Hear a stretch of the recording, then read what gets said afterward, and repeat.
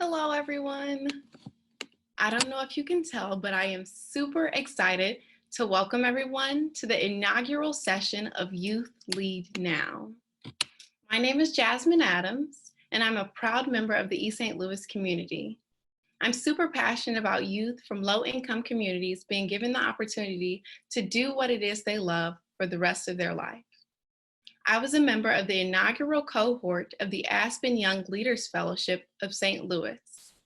I feel completely confident in saying that the Aspen Institute shares my excitement in the launch of our first session. Youth Lead Now will serve as a platform to amplify the voices of young people, bring national leaders into conversation with local communities, and provide a source of hope and inspiration as we navigate these difficult times. Before we begin, I want to express a huge thank you to all the youth, families, and educators joining us from around the country today. And a special shout out to our organizations: Bezos Scholars Program, the Hearst Seminars, Live Oak Wilderness Camp, Memphis Music Initiative, MSL Schools, Unchartered Learning, and the Youth Action Forum. As of right now, we're joined by over 150 listeners. I personally believe that this is a testament to the power, motivation, and influence that young people can have. To get us started, I'm proud to introduce Dr. Dan Porterfield, the president and CEO of the Aspen Institute. Dr. Porterfield is an innovative thinker with a commitment to inclusivity and justice. He has the ability to drive, impact, and make a difference in the world. Dan is a passionate advocate for youth voice, and he previously served as the president of Franklin and Marshall College. The last time I spoke with Dr. Porterfield, he left me with this wonderfully inspirational quote that I want to share with you all. It said, "Nothing that is worth doing can be achieved in our lifetime. Therefore, we must be saved by hope." We're thrilled to have you kick us off, Dan. Thank you, Jasmine, for that introduction, and thank you to all who are taking part in this forum. Youth Lead Now is the right title for this gathering because we are facing challenges in this country that are pretty much unprecedented.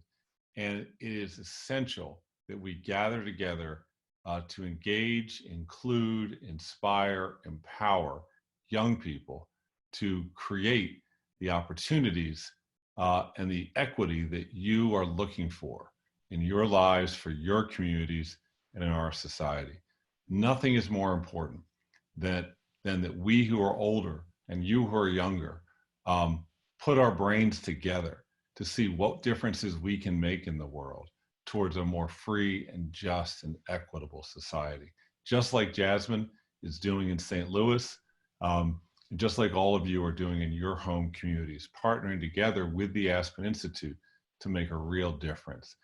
And you know, the older I get, the younger my mentors seem to get. And I remember thinking a couple days ago about a lesson I learned from a student named Donnell Bailey, who went to Franklin and Marshall College. He was from New Orleans, and he and his grandmother and his mother had to relocate after Katrina, and they went out to Houston, and they started their lives over. They were able to go to a KIPP school and to get a fantastic middle school education, and eventually they made their way back home to New Orleans and to restart their lives there. And Donnell woke up during that experience. He said he became motivated to learn, to give, and to grow. That allowed him to create his pathway to Franklin and Marshall College, where I met him. And one time I asked him, because his nickname was Obama, "Why do you work so hard? Why does everybody look up to you so much? Why are you always giving?" And Donnell looked back to me and he said, "Well, I've thought about this a lot, and I want to have a seat at the table. I want to be there when the decisions are being made. And I know that if I don't do my part to earn that seat at the table, that table will still exist. I won't be sitting there, and the perspectives that I represent won't be heard at that table." And that's what all of you are doing now. And we thank you so much for your leadership. how great it is today that we can gather up and have two great leaders, Christy Dragon, who leads the Aspen Institute's Pahara program, which recruits change-making educators to work together to make a bigger difference, and Jasmine Adams to interview a third great leader, Secretary Arne Duncan, who's a member of the Board of Trustees of the Aspen Institute, but more important than that, who has been an advocate, a determined and dogged advocate for the young, and especially the young that have been not seen and not included and not empowered throughout his life. So thank you all for joining. Let me now turn it over to Christy Dragon to get us going. Go ahead, Christy. Thanks so much, Dan. And thanks for giving us this opportunity to come together for what I hope will be a very meaningful conversation. My name is Christy Dragon. I am videoing to you from Los Angeles, California. I have a deep passion for providing opportunities for leaders to realize their full potential in the work that they do, and a special place in my heart as a mom of 3 for our young leaders and for the Young Leaders Fellowship. So it's a privilege to be here. A couple of practices that will keep us, I think, hopefully having a very effective conversation. You know, this is our first of this series. And as Jasmine said, the hope is to come back every month and to give you an opportunity to speak with a national leader and to have a really authentic and engaged conversation where you can hear directly what our national leaders are struggling with, what they hope for, and what they're doing in the midst of this crisis. In order to keep the conversation virtually smooth, just bear with us if we have any tech challenges, if we pop off the screen, if you freeze up, we're coming back to you as fast as we can. And we have folks dedicated to make sure that that's true. If you specifically have a tech challenge, please address a question or concern to us via the chat feature. We have folks who are dedicated to making sure that you're having a good experience on your end. And if you have questions for us as panelists or for our guest, Arne Duncan, please use the question and answer feature for that. If you can include your name and where you're typing in or videoing from, that will help us too, as we can announce that when we announce your question. So without any further delay, it's my great privilege to welcome Arne Duncan. Many of you know Arne as he served as the United States Secretary of Education during President Obama's administration, a role he held for more than 6 years. Or maybe you know him from his role prior to that as the CEO at Chicago Public Schools, where I think, Arne, you still are the longest running big city superintendent in our country, which is phenomenal and inspiring to me as someone who works in education. Arne is currently a managing partner at the Emerson Collaborative and has founded Chicago Cred, which is a nonprofit that seeks to radically reduce gun violence in Chicago, which happens to also be Arne's hometown. So Arne, a collective thank you from the hundreds of listeners we have with us, and I'll turn it over to you for opening remarks. No, thanks so much. I'm going to be very, very quick and then turn it over to Jasmine to ask any questions. To all of you listening, thanks for taking the time. Please call me Arne and ask anything, personally, professionally. There's nothing off limits. So look forward to having a really rigorous conversation. And please challenge me on anything that I say that doesn't make sense or doesn't sound right to you. As we go through this, this hard time, and we're all learning, and I'm hoping this isn't a once in a generation problem. I'm hoping this is a once in a century problem. Hard truths are coming to the surface, and just things that I'm learning, I'm realizing that I think, we can all agree or disagree on different things, but that seem really self-evident to me. First is just how interconnected, how interdependent we are. And we may live in different communities, different age groups, different races, different socioeconomic, statuses, different religions, but more than ever before, how each of us behaves, for better or for worse, impacts all of us. And so we can all stick to our own social media feeds. We can all just stay in our little lane and pretend we live in a bubble. But this is showing us so closely that that's not possible, that our future depends on us all helping each other and supporting each other. Secondly, again, this is a horrific time. I'm hoping some good comes out of it. And I think the thing that I'm maybe most hoping that comes out of this is what this is doing is this epidemic is slapping us in the face and showing the country the tremendous disparities that exist in our country that sometimes have been on the surface, that sometimes people choose not to see or bury their heads in the sand. But we can't hide from them anymore. And whenever there's a financial crisis, the most marginalized communities, the most disadvantaged communities, the poorest communities, they always get hit the hardest. When there's a healthcare crisis, same thing, those same communities get hit the hardest. When there's an educational crisis, same thing, those marginalized, vulnerable, disenfranchised communities get hit the hardest. And guess what? This is all three of those things rolled into one. It's a tsunami hitting us. And then I keep saying to people that for me, the goal is not to go back to normal, because normal wasn't good enough for far too many young people and families and communities.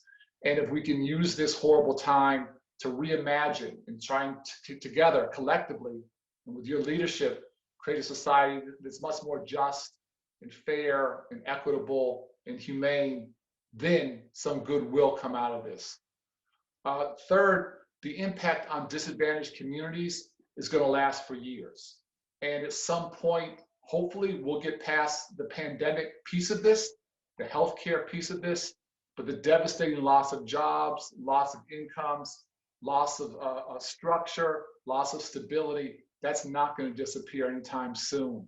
And so the need to continue to work, to think, to feed people, to take care of the stress and trauma that many young people are feeling, that's very, very real.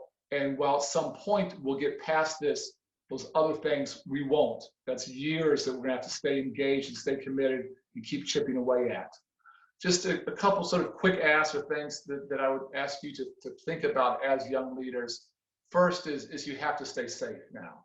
You have to stay safe. This thing is no joke. It doesn't discriminate. It doesn't pick age groups. It doesn't pick whatever. And that we have to survive this together. And I lost a good friend Saturday night.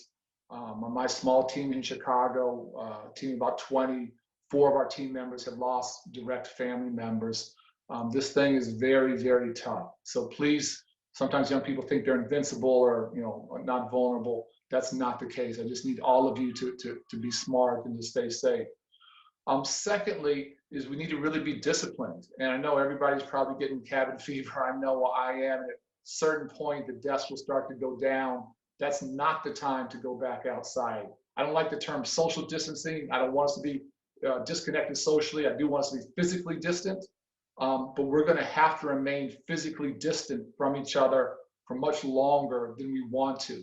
And if somehow we lose that discipline, then this thing will just continue to spiral. We'll just prolong the time it takes to get to a safer point, a point when we can really go back out. So again, please be smart, be safe, be disciplined. Third, to sort of go back to my first point, we have to care for each other. And we have to care for each other in ways, into a degree of seriousness, of urgency that we haven't before. And whether it's just checking on how people are doing, whether it's providing meals, whether it's getting people mental health services if they need it, whatever it might be, we have to look out for each other. Young taking care of old, old taking care of young, it doesn't matter. We have to be great teammates. We have to be great partners. We have to show that common humanity. Third, for all of you, I always say to young people, don't ask for permission to lead. You don't have to ask me. You don't have to ask your teacher. You don't have to ask your parent. Don't ask anybody. Just lead. Just step up. We need ideas. We need creativity. We need ingenuity. We need empathetic leadership. So try stuff. If it doesn't work, if you fail, great. You've learned something. But try. Step up. Don't ask for permission. Don't ask anybody for anything. Step up. And again, part of leadership is really being humble. It's not thinking you have all the answers. Lead with humility. Lead and learn. Lead and listen. Lead and get smart together. But please, please, please lead. Don't wait for anybody to say now is the time for you to go. Fourth, and I happen to be a Democrat. That's not the point of this conversation.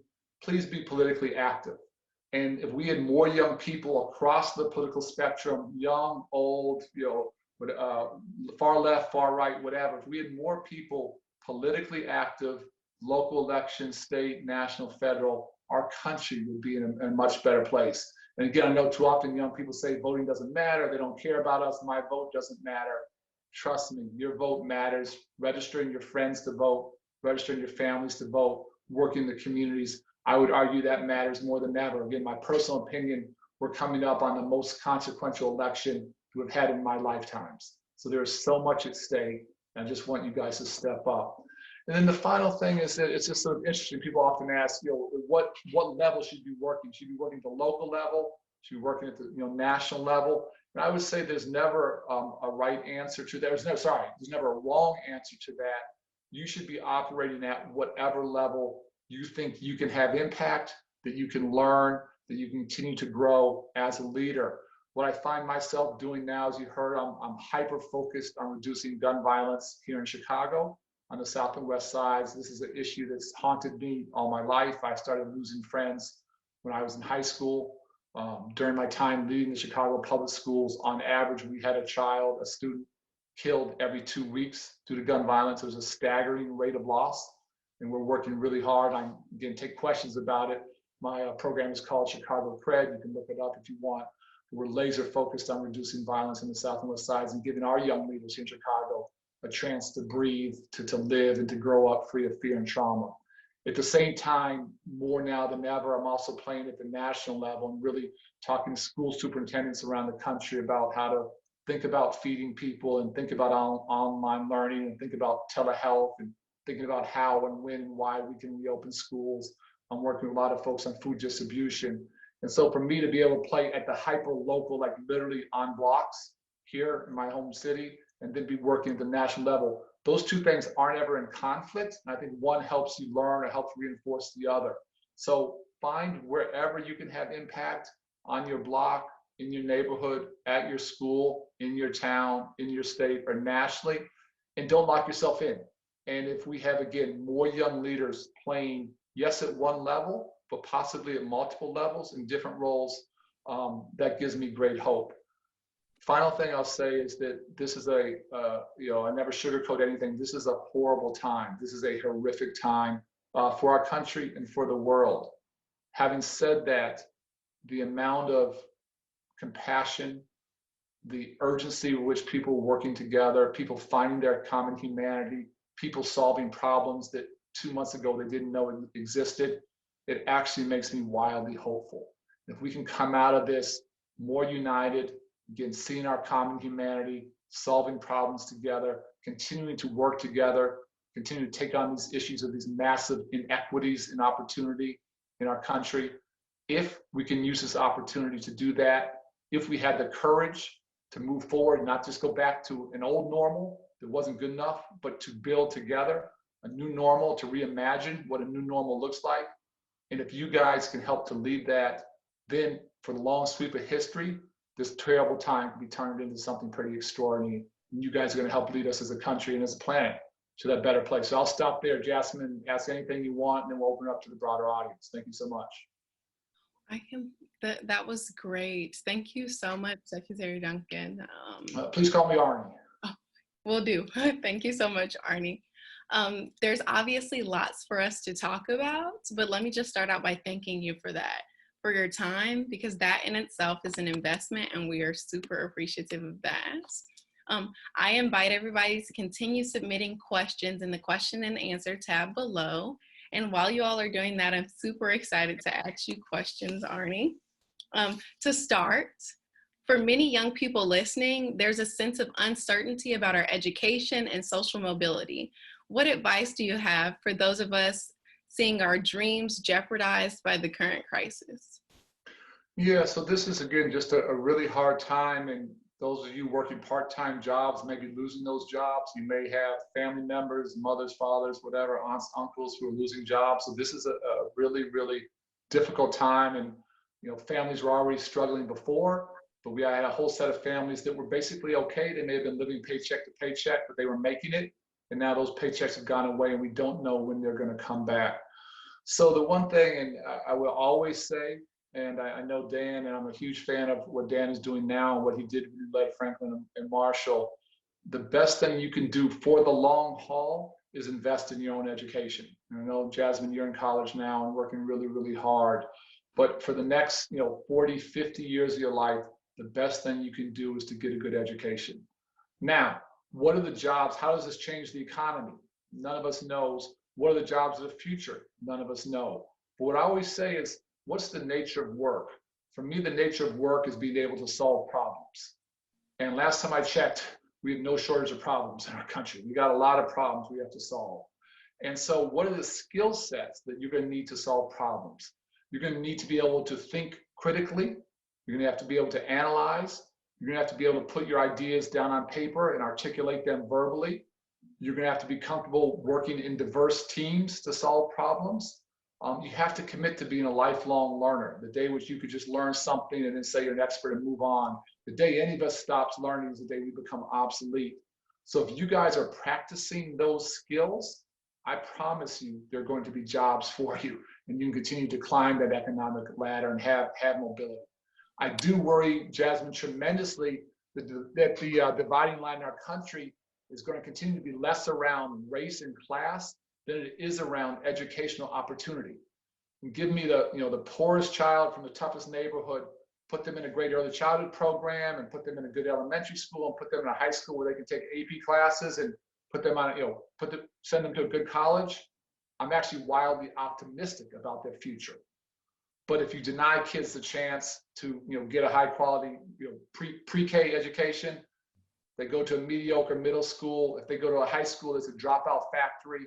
If they end up dropping out, unfortunately, I think those young people are basically condemned to poverty and social failure. There are no good jobs in the legal economy. So the dividing line in our country, again, for me, is really around educational opportunity. And that's why so many of us, and Dan's at the top of that list, have devoted our lives to trying to increase educational opportunity, particularly increase it for those young people coming from those communities that have historically been locked out. I never talk about the achievement gap. I always talk about the opportunity gap. We have to close that opportunity gap. But if you want to have mobility, if you want to take care of your family long term, please, please, please invest in yourself, invest in your education, take that very, very seriously. Thank you so much for that. I'm just wondering, like your statements make me think about the continuity of support once individuals get into higher education, and like, what does that look like to you? How does that manifest itself? So I'm not a big fan of transitions. I think transitions are hard. I'll just say, speak to myself, transitions are hard for me. So that transition from 8th grade to high school, unfortunately, we have the kids that fall through the cracks during that transition. And here in Chicago, we did a ton of work, had a whole program called Freshmen on Track, and really staying on top of young people literally every single day. We've seen about 17 consecutive years of high school graduation rates going up here in Chicago. They're still not high enough, but we've been very intentional on that. And then that transition to college, and that could be so tough for so many different levels. One, just the financial costs of college can be overwhelming, and we have to continue to make college more affordable. Two, I'll speak for myself. I went from a high school where I was maybe a big fish in a small pond, and went to college, and I felt like I was a minnow in the ocean. And honestly, for me, my freshman year, I didn't have a good time. My freshman year was one of the toughest years of my life. I worked harder than I ever had. I got the worst grades I ever had. Jasmine, you and I played basketball. I tried out for the basketball team and got cut. I was devastated there. And I had to hang in there, and my grades got better over time, and I was lucky enough to make the team the next year and have things work out.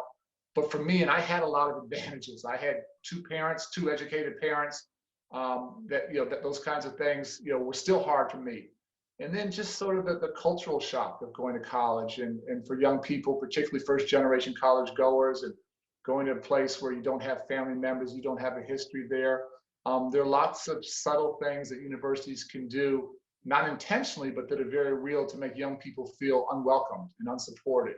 And so we have to challenge universities to do better. But I'm a big fan of young people helping to take care of each other, creating your own network. Again, social media is doing so much at your local university across the country, friends from home. Again, keep checking on each other, keep encouraging each other. If somebody's struggling, speak up, help them, step into that gap. I always say, when a young person's struggling, always, always, always another young person's going to hear about that before an adult will. And so I think it's incumbent upon all of us to provide that support and keep everybody moving together. That's a really good response. I'm thinking of your supporting one another really makes me wonder about, do you have any advice for students like maintaining hope during these times or in tough times? Yeah, so I always try and be very real, very pragmatic. And there are times that I get, unfortunately, I deal with a lot of heartbreak and tragedy, to be honest. I deal with, guys I've worked with for a couple of years who get shot and killed. I have, again, a friend Saturday night who I've worked with for probably 20 plus years that tragically passed to COVID. He was getting better. Thursday, they were talking about discharging him from the hospital. We were feeling much better, and then he died Saturday night. And so, that stuff is very, very real. I'm never going to gloss over that. So my hope is not a hope in some fantasy or a hope in the unseen. My hope is grounded in what I see every day. And what I see every day here is people looking out for each other, people feeding each other, people finding a way to take care of each other, people again finding their common humanity. And so I am always hopeful, but I'm hopeful based upon what I see. The work we work with young men, many of whom have been shot, frankly, many of whom have shot others. And they've lived with, people talk about post-traumatic stress disorder. They've lived with trauma all their lives. It's not post anything, it's present, it's current, it's been their whole lives. When I see what they're doing to transform their lives, to become positive community leaders, to help each other, to help me, to teach me, men who have been through just absolute hell, working so hard to build better lives for themselves, for their families, for their children, for their communities. I can't help but be hopeful. So I'm absolutely trying to be real, but I'm always inspired because of what I see from real people every single day. Are there any specific things that you think or that you hope youth leaders are integrating into their work right now? Well, there's so much, and again, I want to sort of hear what the young leaders are thinking about. So it's everything for me is a balance. So as I said before, I want you to be wildly ambitious. I want you to be pushed very, very hard. I want you to be demanding. I want you to be pushing me and others and all of us and challenging us every single day, and work with a huge sense of urgency, because all these issues we're talking about for me are unbelievably urgent.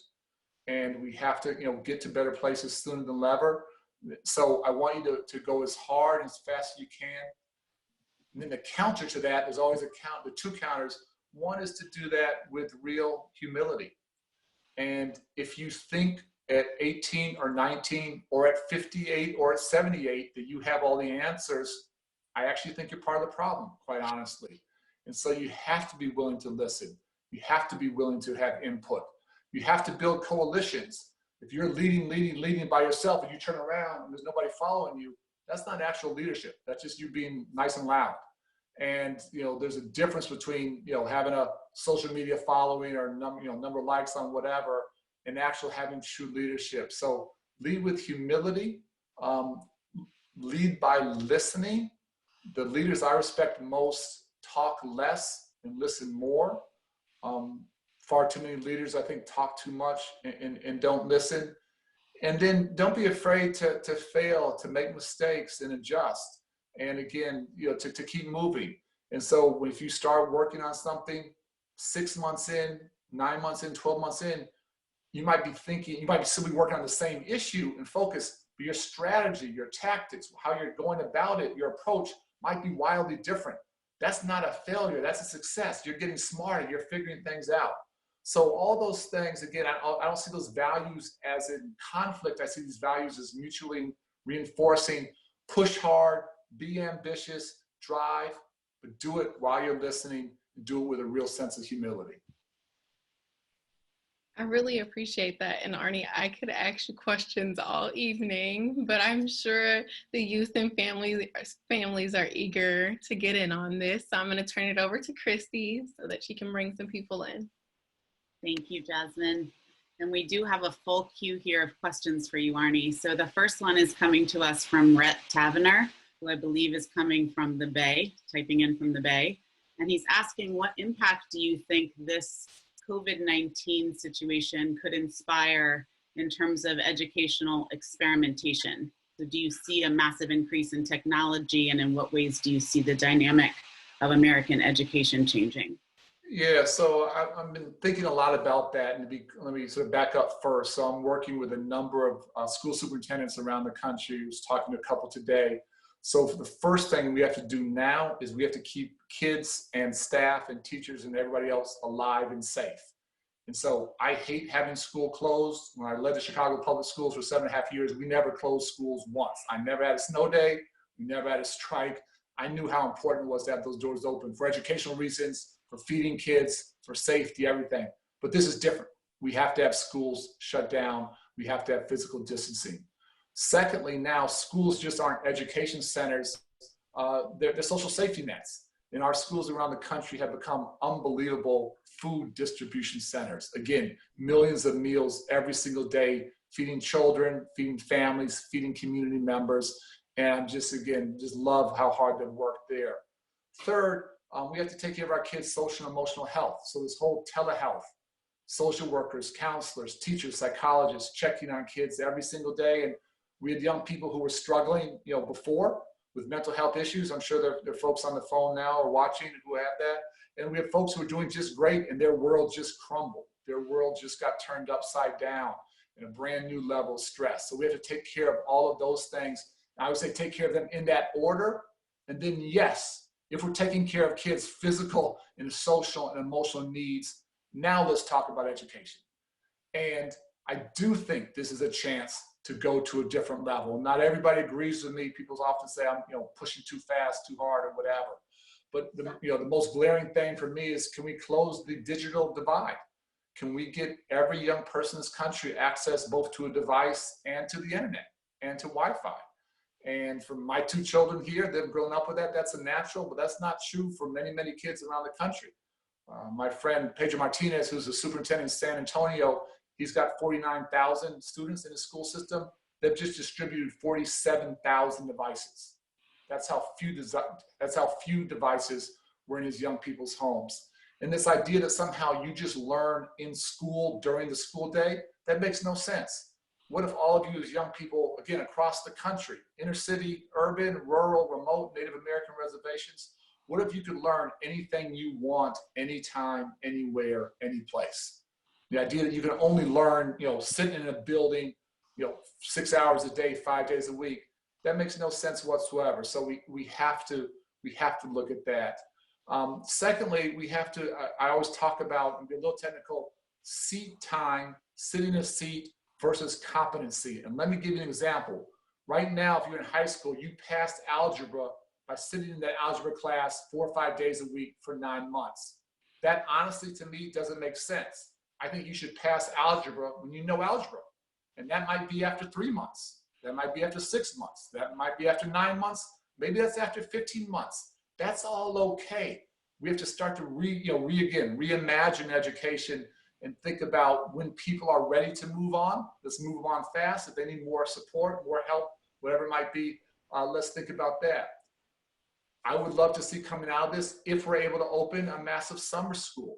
We may not be able to do that and sort of make up for some of this lost learning time, but thinking differently about the school calendar, the length of the day, when are we open, when are we close? So they're really big issues that we should be grappling with now. Let's deal with a crisis, but as we're dealing with a crisis, let's re-envision where we can go. And again, giving young people access to knowledge anytime they want it, a chance to find their passions, pursue their dreams, become experts at a really young age. We have to take that very, very seriously. A question from Samantha. I'm constantly concerned about the limits put on my students because of an inequitable system. If you, Arnie, could make one sweeping educational policy change or reform as we reopen schools with no pushback, what would it be and why? Well, I'll give you an answer you're not expecting. My biggest educational reform would be to have everybody vote based upon education. And let me explain. And again, this has nothing to do with Democrat or Republican. No one has a monopoly on good ideas. What I will say is that there are almost no politicians anywhere, local, state, national, who get voted into office or get voted out of office based on their ability to increase educational opportunity, to raise graduation rates, to make college more affordable, to increase access to pre-K.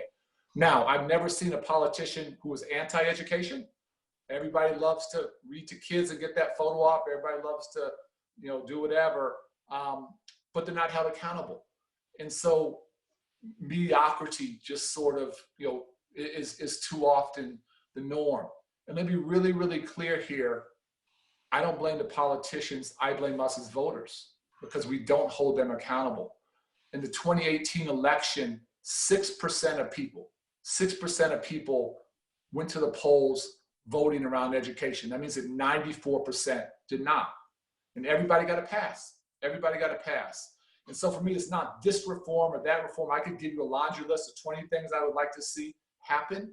But the biggest thing I would like to see is education, is political leaders who had to accept accountability, had to be accountable for good results for young people because we would keep them in office or not. And I've been blessed in my life, working for Mayor Daley here in Chicago. He took huge political risks. He was willing to spend political capital to allow us to do hard and controversial things. He gave me an opportunity to lead the district when I was 36 years old. He was probably crazy to do that. He probably regretted it many days. But he was trying to do some things differently. Obviously, I'm biased, but I think President Obama was an amazing education leader. And I went to work with him and for him. I didn't want to be a Secretary of Education. I didn't want to leave Chicago. I wanted to keep working here. But I knew his heart. I knew how committed he was. I had grown up with Michelle Obama and her brother Craig, amazing family, but they are both first-generation college goers, from here on the south side of Chicago. And so I knew it wasn't just some intellectual issue for him. It came from his heart. And so I've been lucky in my career to work for those kinds of leaders, but they are totally the exception. And that has to be the norm. Those are two democratic examples. I'll give you a counterexample. The idea of free community college is traditionally seen as a democratic idea. But the governor who did that best was Governor Haslam in Tennessee. He happens to be a Republican. He became a great friend of mine. We actually talked a couple of days ago on the phone. But he took to scale an idea because he saw education as an investment, not as an expense. And he took a lot of heat from people in his own party to do that. But that's the kind of political leadership we need. So we can talk about, strategies and tactics and this, this lesson or that lesson. If I had to give you one thing, I would say it'd be a massive investment in pre-kindergarten. I think that's the best investment we can make, is to get our babies off to a good start. But bigger picture, it can't be these 28 small policies that we're trying to add up. It's got to be leadership who is committed to increasing educational opportunity over time. And again, that's why I beg you guys to vote. And to vote, again, local, state, national, and please, as you go to the voting booths, think about what is this candidate going to do to increase educational opportunity or not. Question from Vivian, coming to us from St. Louis. Arnie, my name is Vivian, and I'm currently a DACA student. It's been so difficult every year to pay for tuition. My question is, do you still support the DREAM Act? And should there be some concern as the Supreme Court engages on this issue? Yeah, so I beyond support the DREAM Act. And, what I saw when I was here in Chicago is we had, students who were DACA students who were, valedictorians of their class here, who were, student body president, who were the star athletes and captain of 2 sports, that played by all the rules, that lived here all their life. This is their country. And the fact that we take that talent and then say we're not going to invest in them in the higher education level, it breaks my heart. And these are DACA students. They're our future innovators. They're our future job creators. They're our future entrepreneurs. For us to marginalize them, to push them to the sidelines, we're cutting off our nose to spite our face. And again, I'm just honest to see how malevolent, how, again, I don't have an easier word, how evil the current administration has been to the immigrant community is heartbreaking. And when we were in DC, we desperately tried to get immigration reform passed, which for me would have meant we could give college financial aid to DACA students. We weren't able to get that done and get that through Congress. That's one of my big heartbreaks and failures of things we wanted to accomplish and didn't. And unfortunately, to state the obvious, things have gotten a lot worse over the last 3.5 years. So I beyond supported. We have to invest in young people. We have to let them go to college. We have to make that affordable. And our DACA students, our immigrants, they're going to lead our country where we need to go. Ashley, who I think might be calling in from Arkansas.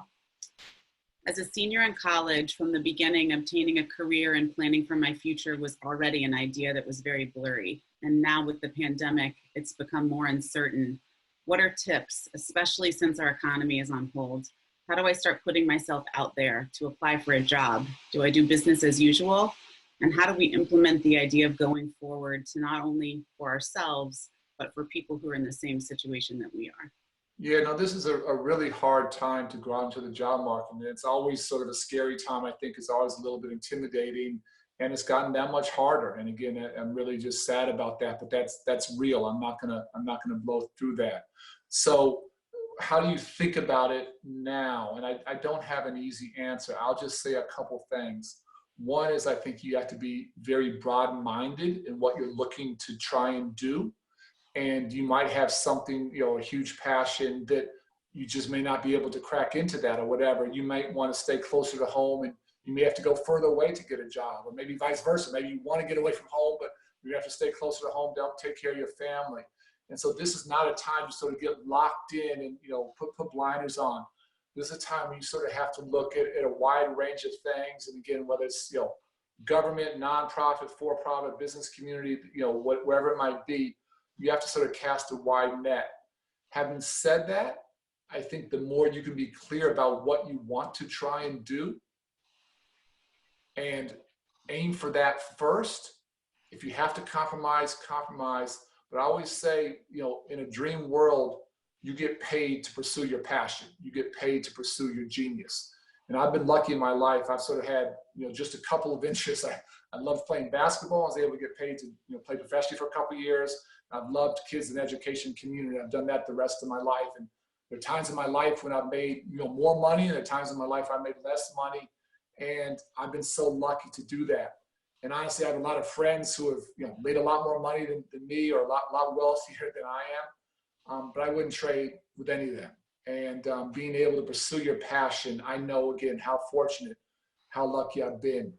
The other question I often get, from young people, and I think, again, it's still true now, is, title and all that stuff. And I'm just not a big believer in titles and, whatever. And young people sometimes jump job to job every year or two to get a little more money or a little fancier title, a little bigger office. And on one hand, I understand that. Two, I don't think that's truly how you learn. And three, I know that's not how you really have impact. So for me, the question is always not what your salary is, not what your job description is, not what your title is, but are you in a situation where you're surrounded by good people, where you are pushed, where you're learning, where you're encouraged to lead, but where you have good mentors, and are you able to have impact? And if you are, I would stay there for a longer period of time and not just jump to the next thing. If you're not, that's the time to start to look. So again, be open-minded, try and find your passion, worry less about title, worry less about all the chapters of that. Find places where you can make a real difference. And if you do that, I think in your heart, that's going to be the most meaningful thing you can do. That's truly what I think makes most people happy. We have a question here from Tevin, who is dialing in from Mississippi, recognizing that you're someone who has a national perspective and has invested nationally, Arnie. Mississippi is prominent for underfunding public institutions. What are some of the big hits Southern schools are going to face, and what do you see in the region? Yeah, and Mississippi is a place that is forever on these things, and probably 47th, 48th, 49th in funding for education, and unfortunately 47th, 48th, 49th in terms of student achievement. I'm going to be a broken record on this call. I apologize for it. We have to elect politicians, again, Democrat, Republican, I don't care. We have to elect politicians who see education as an investment, not as an expense. And when we starve education, when we starve K to 12, we starve higher ed, we are just doing a grave disservice to our nation. And, you know, I honestly struggle to understand that. And so we have to elect politicians across the political spectrum who see this as an investment. Now, I always want to say money's never the only answer. And it's very important for us in education to hold ourselves accountable for results and increasing educational opportunity and increasing student achievement and closing those opportunity gaps. So this is never about a blank check or a free check. And I'm always going to push hard for accountability. And a lot of folks don't love when I talk about that. But if, you know, graduation rates aren't going up, if we aren't getting better results, then someone else needs to do the work. But in places like Mississippi, they're not unique. You know, many places, education is seen somehow as an expense rather than an investment. The other thing, this gets a little technical, but it's really important. I don't know the details in specifically in Mississippi, but in far too many states, including my home state here in Illinois, a large percent, usually 40 to 50% of funding for public education comes not just from the state, but from local property tax dollars. That's been the way it's been in America for a long, long time. And again, I'll just try to be really honest, I think that is fundamentally broken, because when such a high percent of the money for public education comes from local property tax dollars, by definition, the children of the wealthy, the children of the privileged, those born with a silver spoon in their mouth, get a lot more spent on them than the children of the poor. And when I ran the Chicago public schools, we had the school districts, you know, just 7 or 8 miles north of us along Lake Michigan, Wilmette and Winnetka, where every single year those children were getting 2 to 2.5 times as much money spent on their education than what I could spend on my children here in Chicago, who happen to be 90% from the minority community and 85% living below the poverty line. So we actually sued the state for those vast inequities. We lost that suit, but it was important to have that public conversation. Some things have gotten better. But so I just encouraging, again, everyone watching, look at what percent of money is coming from the state, but also look at what percent is coming from those local property tax dollars. And that bakes into the system. For me, the joy, the hope, the love of public education should be the great equalizer. As long as you work hard, it shouldn't matter where you come from, you should have a chance to be successful in life. If you put in that work and show that commitment. But when you're going into a system where the haves have so much more than the have-nots, then public education is actually part of the problem. It's exacerbating the divide between the haves and the have-nots. And again, having more informed voters willing to challenge elected officials on these kinds of structural inequities is so desperately important.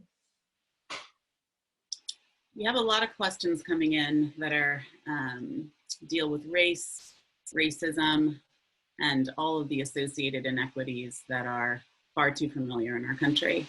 Arnie, how are you thinking about racial disparities and racism as you think about the other side of this crisis? Yeah, so I'll just say, I know we're running out of time, so I'll try and shorten my answers. I apologize. But, I'll say right now here in Chicago, Chicago's a third white, third black, third Latino. Right now in Chicago with this COVID virus, African Americans here in Chicago are dying at 6 times the rates of white people. 6 times, not 6%, not 60%, 600%. And that's tragic, it's heartbreaking, but real honestly, it's not surprising. And so these historic inequities, whether it's segregation, whether it's redlining, whether it's denial of educational opportunity, whether it's denial of job opportunities, these massive inequities, often based upon race and racism, not always, but often, we are seeing the fruits of that devastation. And the fruits of that devastation is more devastation. It's more deaths, it's more heartbreak, it's more people being sick. And so again, for me, the question is, are we as a country willing finally to have the courage to try and take on some of these structural inequities, often based upon race? I would also say often now, more than ever, based upon immigration status. And I just pray and hope, and we have to work together to summon the courage to say, that's not good enough, no more. The goal now is not to go back to normal, because that's what normal was. That was normal. Our goal has to be to create a radically different normal that is more just, more fair, more inclusive, more equitable. One final question, Arnie. As we move to the next normal, what do you hope endures? Sorry, was that, I missed that? What I hope? Endures. What I hope endures? That's a good question. I guess I'll end where I started.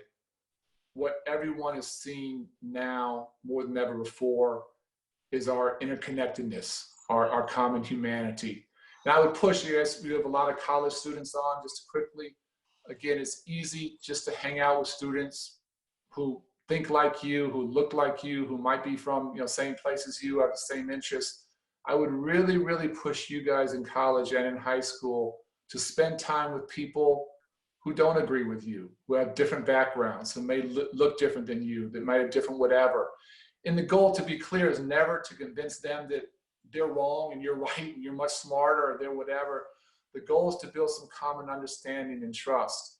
And I think the little bigger picture here, our democracy is based upon the ability to build trust, to build relationships, and to compromise. And if we're not willing to compromise in a democracy, we don't get anything done. And the only way we can build trust and understanding, I think, is when we're young people. Because as we get older, it's harder. We become entrenched in our little world and separate from each other. So what I hope endures is a true or deeper understanding than ever before of our common humanity. And if we can build bridges now, again, not to convince people, not to become best friends, but to learn, to understand, to comprehend, to build relationships and to build trust, 5, 10, 15, 20 years from now, who knows who you're going to be working with? Who knows who's going to be in Congress with you? Who knows who you're going to be solving problems with? And if you have those relationships that go back to those times in high school and college, those endure. And I want you to really think about building that. And it's hard, it's painful, it's uncomfortable, but everybody has to move out of their comfort zones now. Everybody has to do that. And no better group than this group on this call to lead, and again, to lead by example in that, to lead humbly in that area. Arnie, thank you so much for your time and for your insight. It is a gift for all of us present, and there are many of us present, so thank you. Well, you guys keep me going, so keep inspiring me, keep up the great work, and look forward to talking again anytime. I'm a huge fan of these leadership programs. I'm a huge fan of Aspen, so please just put me to work. I'm all in. Thank you. And thank you to the Aspen Institute and to the Aspen Young Leaders Fellowship for hosting. I want to give a very special thank you to Jasmine. Jasmine, you can't hear it, but hundreds of people are sitting at home clapping and applauding your talents right now. So it has been a privilege to co-host with you. Please have me back sometime to be your co-pilot. It was a lot of fun. And for folks out there, our community partners, now more than ever, we need our youth to lead. And so we thank you for your investment, your continued support. And since we do hope this is a monthly engagement, one of many in a series, we would love for you all to answer a survey that will pop up as I speak. A short survey, but it will help us to find the topics that are relevant and meaningful for you and help us to source national leaders for future authentic conversations. As we close, we wish you safety and good health. Thank you.